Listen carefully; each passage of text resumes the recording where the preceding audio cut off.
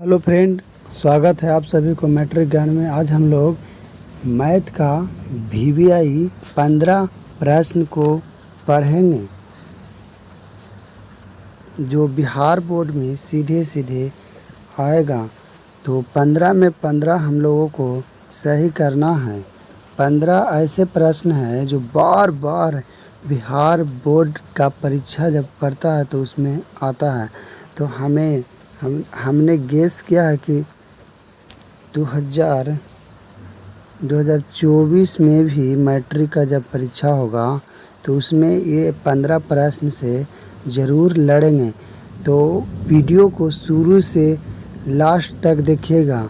और एक बात और है कि लास्ट में एक प्रश्न पूछें जो आप लोगों को कमेंट करके बताना है कि उसका सही उत्तर क्या होगा। तो वीडियो में हम लोग आगे बढ़ते हैं। तो पहला नंबर प्रश्न की ओर देखते हैं कि पहला नंबर प्रश्न है कि AP में दिया हुआ है कि 3,7,11 का 14वां पद निकालना है। 14वां पद निकालना है। तो इसका बहुत ही आसान तरीका है। देखिए बच्चों, जो जेमा पूछेगा, जैसे 14 पूछे या 15 पूछे या 10वां पूछे या 15वां पूछे, जेमा पूछे तो हम लोगों को कुछ नहीं करना है। जैसे 14 पूछ रहा है, 14वां पूछ रहा है तो उसका बहुत झकास ट्रिक है। 14वां पूछ रहा है तो कुछ नहीं लिखना है, हम लोग को लिख देना है कि A प्लस में 13D। A प्लस में कितना लिख देना है? 13D। जैसे कि एक कम D लिखना रहता है। जैसे 14 कहेगा तो 13 लिख दिए। उसी तरीक़ा से 20 कहेगा, एक मिनट, उसी तरीक़ा से कितना कहेगा? 20 कहेगा तो 20 कहेगा तो उसके लिए हम लोग लिखेंगे A प्लस में 19D। A प्लस में कितना लिख देंगे? 19D। फार्मूला समझ रहे होंगे जी। उसी प्रकार से अगर 9वां पद निकालने कहेगा, केमा पद निकालना कहेगा? 9वां पद। तो कुछ नहीं करना है, हम लोग को लिख देना है A प्लस में 8D। कहने का मतलब है कि उससे एक कम, जेमा पूछेगा उससे कम 1D लिखना है। उससे कम 1D लिखना है। जैसे 20वां कह रहा था तो 19वां लिख रहे थे, और 9वां कह रहा था तो 8वां लिख रहे थे। तो आप लोग अच्छा से समझ रहे होंगे। तो 14वां पूछा है, तो 14वां पूछा है तो उसके लिए लिखेंगे कितना? 14वां के लिए लिखेंगे A प्लस में कितना? 13D। 13D, ठीक है। तो 13D लिखेंगे तो ये फर्स्ट वाला प्रथम पद होते हैं। जैसे 3 दिया हुआ है तो 3 है जो A का मान दिया हुआ है, और ये 3 दिया हुआ है और 13 यहाँ गुना लिख देना है। और D का मान निकालना है तो D का मान निकालना बहुत आसान है। क्या करना है कि आगे में से पीछे को घटा देना, यानी कि 7 में से 3 को घटा देंगे तो यानी 4 आएगा। तो यहाँ पर कितना हो जाएगा? 4 हो जाएगा। तो कहने का मतलब कि 13, कहने का मतलब है कि कितना हो जाएगा? एक मिनट, 13 प्लस में 3 प्लस में 13 चौ 52, और 52 और 3 जोड़ेंगे तो 55। इसका सही उत्तर हो जाएगा B। इसका सही उत्तर कितना हो जाएगा? B, यानी कि 55 हो जाएगा।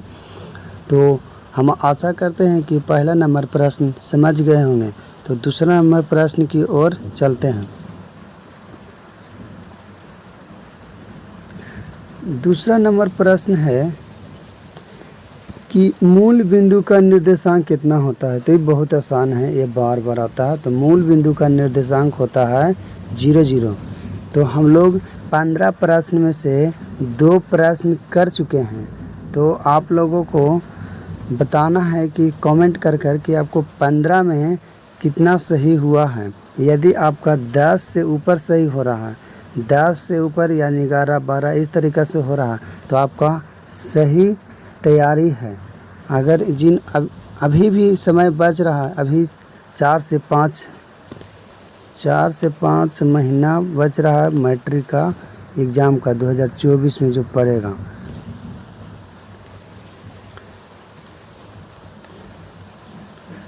ठीक है ना। तो हम लोगों को अभी भी कम से कम आप लोगों को अगर बिहार बोर्ड में अच्छा नंबर लाना चाहते हैं, 400 से ऊपर नंबर लाना चाहते हैं, तो 6 से 8 घंटा प्रतिदिन पढ़िए, जिसमें 2 घंटा मैथ को रिवीजन कीजिए और बाकी अन्य विषय को भी पढ़ा कीजिए। सब इसमें 5 विषय मिनिमम पढ़ना है आप लोगों को रोज़। ऐसा रूटीन सेटिंग करना है आप लोगों को कि रोज़ सभी विषयों का रिवीजन होना चाहिए। जौन विषय कमज़ोर है उसे ज़्यादा घंटे समय दीजिए तो आप लोगों का वो विषय बरियार हो जाएगा। तो ठीक है, इसका हम प्रश्न बता ही दिए। दूसरा नंबर का कितना होगा, जो दूसरा का हम बताएं ए नंबर, ऑप्शन नंबर ए होगा। मूल बिंदु का निर्देशांक 0 0 होते हैं। तो चलते हैं तीसरा नंबर प्रश्न की ओर।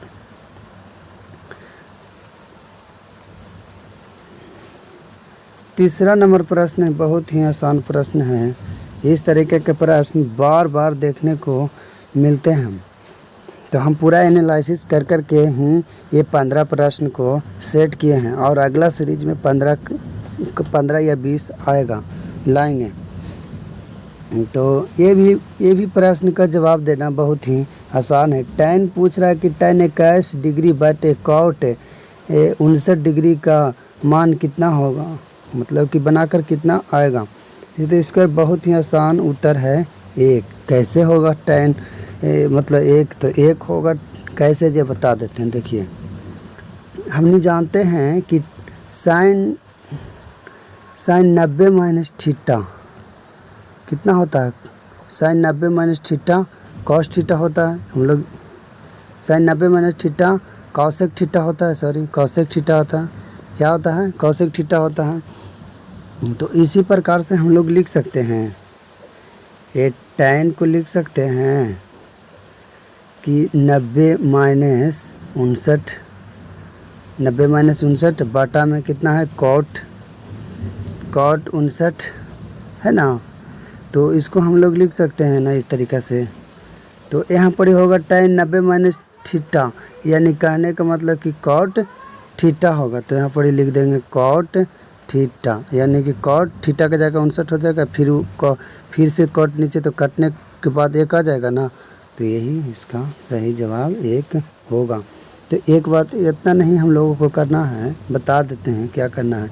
जब भी ऐसा रहे तो क्या करना है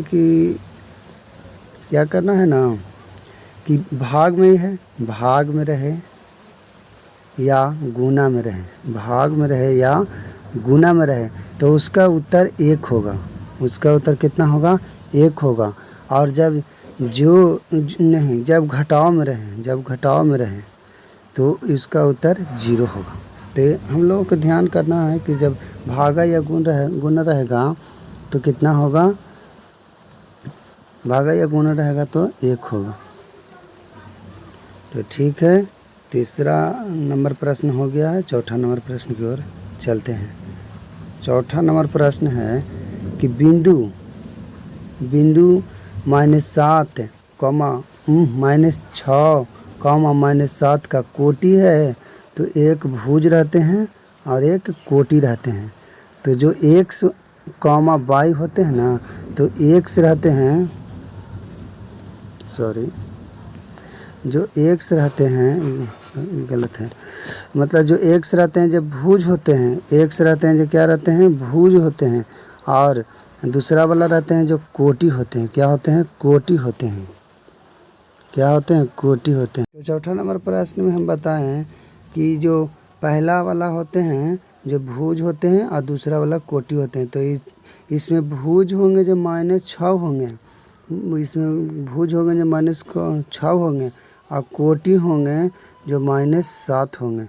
माइनस कितना होंगे, 7, मतलब कि फर्स्ट वाला भुज होंगे और सेकंड वाला कोटि होंगे।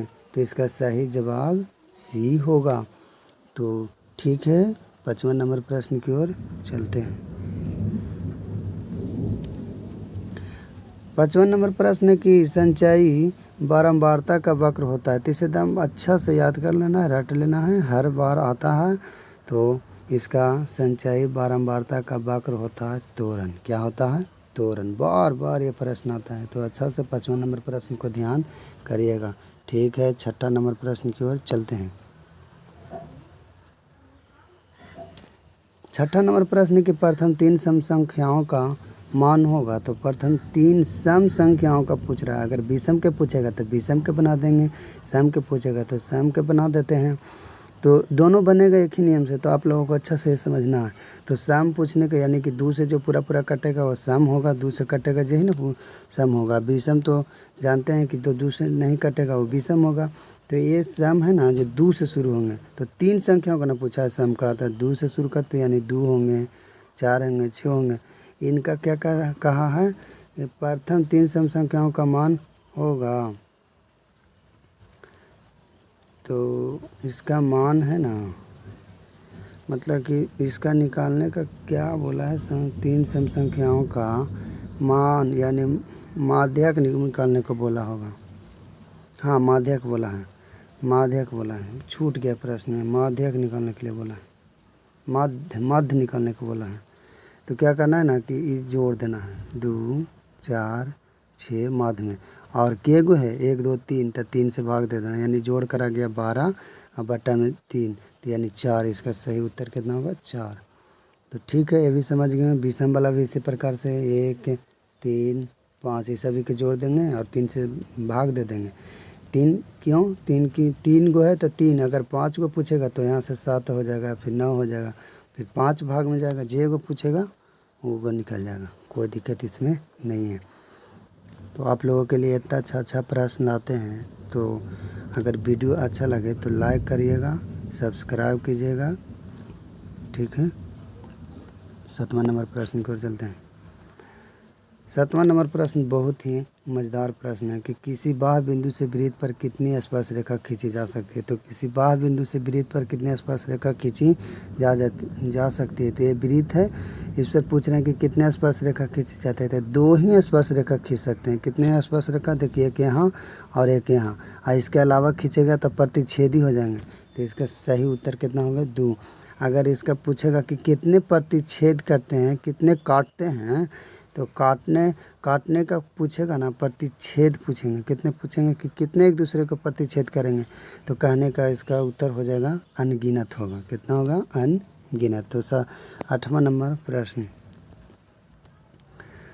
8वां नंबर प्रश्न को एकदम बढ़िया से दिमाग में बैठा ले जाएगा कि वृत्त की सबसे बड़ी जीवा होती है। तो वृत्त की सबसे बड़ी जीवा है जो व्यास होते हैं। तो ये भी समझ गए, ये सिंपल सा प्रश्न था, बार बार आ जाता है ये भी। तो ठीक है, 8वां नंबर प्रश्न समझ गए होंगे। 9वां नंबर प्रश्न की ओर चलते हैं।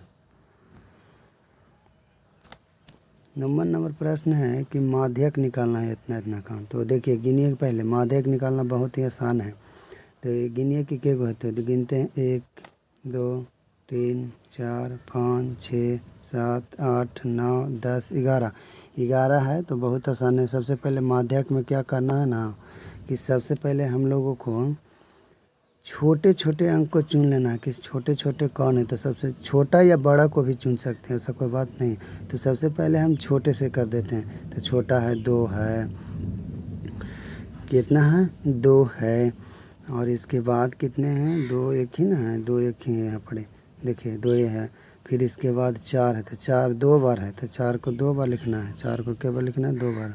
ठीक है, फिर इसके बाद क्या है, 4 के बाद देखिए 4 को 2 बार लिखें। फिर इसके बाद नहीं सॉरी 3 भी है, 2 के बाद 2 एक है और 3 है, 4 2 बार है, देखिए यहाँ पड़े 3 है ना ये, तो इतना लिख दिया, 4 है। फिर इसके बाद 5 2 बार है, तो लिख देते हैं 5 को 2 बार। ठीक है, इसके बाद देखिए यहाँ 5 है, यहाँ 5 है ना। फिर इसके बाद 7 7 2 है, तो 7 7 2 को लिख देते हैं, 7 7 2 को लिख देते हैं। ठीक है, फिर 8 2 है, 8 कितने हैं, 2 को।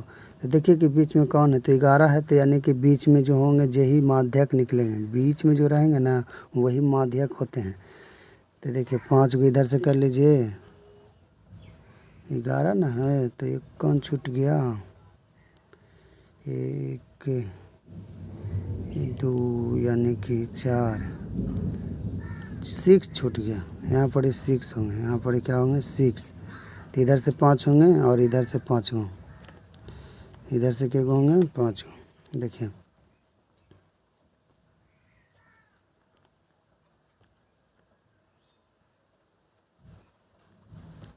इधर से 5 हुआ, तो बीच में कौन हो गया 5, तो इसका सही जवाब 5 होगा। तो 9 नंबर प्रश्न समझ गए होंगे। 10वां नंबर प्रश्न की ओर चलते हैं। बहुत अच्छा से माध्यक निकल जाता है। माध्यक निकालना मतलब माध्यक में है ना कि बीच में जो होंगे ना वही होंगे। बीच में जैसे कि हम लोग के दे दिया, उसको पहले सरिया देना, जो भी दे ले रहेगा उससे पहले छोटा से मतलब आरोही क्रम या अवरोही क्रम दोनों में से कोई से पहले सरियाना रहता है, और जब बीच में होगा तो वही होगा। अगर 2 को बीच में होंगे, जैसे कि 10 को सीरीज 10 4 को कराएगा, जैसे 2 4 6 और ये जाके 7 है, तो इसमें देखिए बीच में नहीं ना आ रहा है, तो बीच में 2 को आ रहा है, तो 2 को क्या करना है कि 2 को लिख कर जैसे 4 और 2 आ रहा है बीच में, तो ये दोनों को लिख देना है, जोड़ देना है, 2 से भागा दे देना है, 2 से डिवाइड कर देना है, तो यानी 10, यानी कि इसका उत्तर हो जाएगा फिर से 5 हो जाएगा। तो ये ऐसे होंगे। ठीक है, तो चलते हैं 10वां नंबर प्रश्न की ओर। 10वां नंबर प्रश्न, ये बार बार ये भी प्रश्न आ जाते हैं, तो इसे अच्छा से दिमाग में बैठा लीजिए कि π/2 कौन सी संख्या है, तो ये दोनों है, परिमेय और अपरिमेय दोनों है। तो 10वां नंबर कुछ समझ गए होंगे, ध्यान में कर लीजिएगा। अब चलते हैं 11वां नंबर प्रश्न की ओर। 11वां नंबर प्रश्न के एक सिक्के को उछालने पर पाट आने की प्रक्रिया क्या होगा। एक सिक्के को उछालने पर, एक सिक्के को पट आने पर मतलब चीट हेड पूछ रहे हैं और एगो टेल पूछ रहा है, तो कहने का मतलब पट आने की प्रक्रिया। तो अगर इस सिक्का को हम उछालेंगे तो चाहे तो हेड आएंगे चाहे तो टेल आएंगे, यही ना आएंगे, तो 2 को घटना हो रहा, तो इसका एगो मतलब फार्मूला होता है कि घटना होने की प्रक्रिया, घटना होने की प्रक्रिया बाटा में कुल होने की घटना, मतलब जो घटना हो रहे हैं वो कितने हो रहे हैं जो बटा में कर देना। तो घटना 1 हो रहा था और बटा में कुल कितना हो रहा था 2 गो, ये 1/2, इसका सही उत्तर कितना होगा 1/2। 11 नंबर भी समझ गए होंगे। 12 नंबर प्रश्न की ओर चलते हैं। 12 नंबर प्रश्न पूछ रहा है कि बहुलक निकालिए, तो जो सबसे ज़्यादा बार आए ना वही बहुलक होगा। देखिए 7 है जो 3 बार आए हैं, 7 4 बार आए हैं, तो इसीलिए इसका सही जवाब कितना हो जाएंगे 7 हो जाएगा। इसका सही उत्तर 7। 12 नंबर प्रश्न समझ गए होंगे। 13 नंबर प्रश्न वीडियो में शुरू से लास्ट तक बने रहेगा। लास्ट में एक हमने प्रश्न पूछा जो आप लोगों को बताना है कमेंट करके कि उसका सही उत्तर क्या होगा। तो ठीक है, 13 नंबर प्रश्न की ओर चलते हैं। 13 नंबर प्रश्न है कि इतना इतना का समानांतर माध्य निकालिए। तो बहुत ही आसान है, जो उतना दे ले उसको सबके जोड़ दीजिए। तो 13 और 17 होगा कितना, 13 और 17 होगा 30, कितना होगा 30, अब बटा में 2 कर देना, मतलब कि जो भी अंक दे ले रहेगा उसे जोड़ देना है, अब बटा में 2 कर देना है। बटा में कितना कर देना है 2, डिवाइड में 2 कटेगा तो आ जाएगा 15, तो इसका सही उत्तर 15। ठीक है, तो चलते हैं 14 नंबर प्रश्न की ओर। हाँ, यहाँ पर दिया हुआ आप लोगों को क्या करना है कि अगर वीडियो अच्छा लग रहा है तो सब्सक्राइब कर देना, ताकि हम नए नए वीडियो बनाएं तो सबसे पहले आपके पास पहुंच जाए। ठीक है, तो चलते हैं 14 नंबर प्रश्न की। 14 नंबर प्रश्न में थोड़ा सा एरर हो गया था, यहाँ पर रेकरिंग है, तो बताना है कि 0.49 के ऊपर रेकरिंग को P/Q के रूप में लिखा जा सकता है।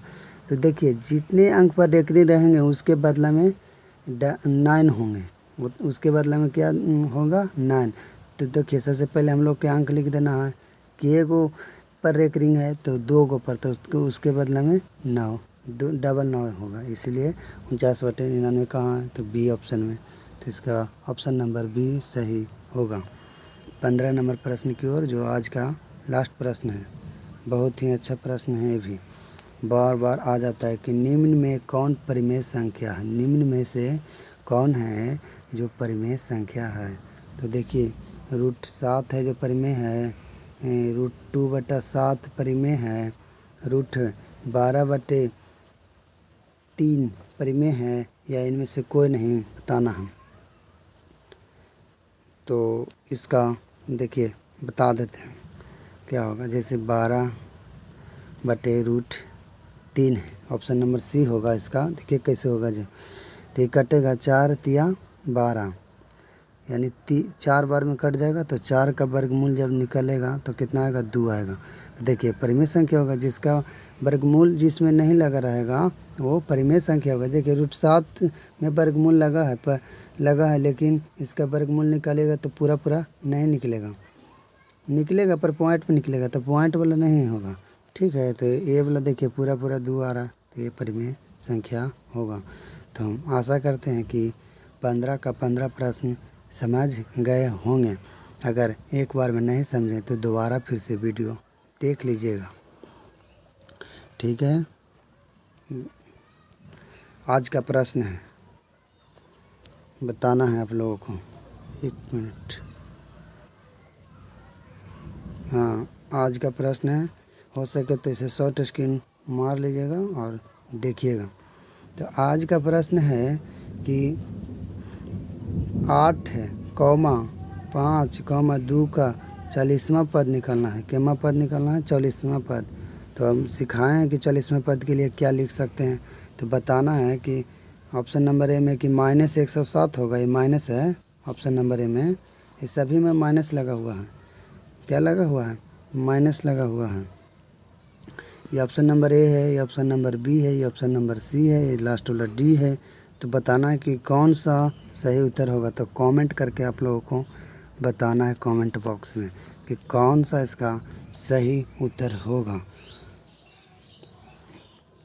तो प्यारा सा कमेंट करके इसका बताइएगा कि क्या उत्तर होगा। तो जय हिंद साथियों, धन्यवाद।